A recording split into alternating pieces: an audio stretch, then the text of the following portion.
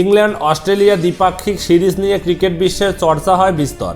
দুদেশের মধ্যে টান প্রতিদ্বন্দ্বিতার জন্যই উত্তেজনার পারদ চড়ে অ্যাশেজের লড়াই নিয়ে। ভারত পাকিস্তান ক্রিকেট ম্যাচের উত্তাপ ছাপিয়ে যায় সবকিছুকে। যদিও সাম্প্রতিক সময়ে পাকিস্তানের উপরে কার্যত ছড়ি ঘোড়ায় টিম ইন্ডিয়া, তবে ভারত শ্রীলঙ্কার দ্বিপাক্ষিক ক্রিকেট সিরিজ নিয়ে তেমন হইচই হয় না উপমহাদেশেই। কেননা এক্ষেত্রে ভারতের আধিপত্য এতটাই একতরফা যে ম্যাচের আগেই ফলাফল অনুমান করতে বিশেষ অসুবিধা হয় না ক্রিকেট প্রেমীদের। শ্রীলঙ্কার বিরুদ্ধে আন্তর্জাতিক ক্রিকেটে ভারতের সাম্প্রতিক আধিপত্য চমকে দেওয়ার মতো। 2023-এর জানুয়ারি থেকে দুদেশের দ্বিপাক্ষিক লড়াইয়ের ইতিহাসে চোখ রাখলে অবাক হতে হবে নিশ্চিত।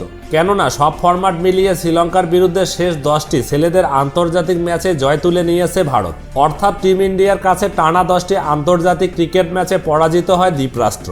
2022 সালের পরে ভারতের বিরুদ্ধে কোনো টেস্ট ম্যাচ খেলেননি শ্রীলঙ্কা। তারা ভারতের বিরুদ্ধে শেষবার কোনো আন্তর্জাতিক ম্যাচ জেতে 2023 সালেই 5ই জানুয়ারি।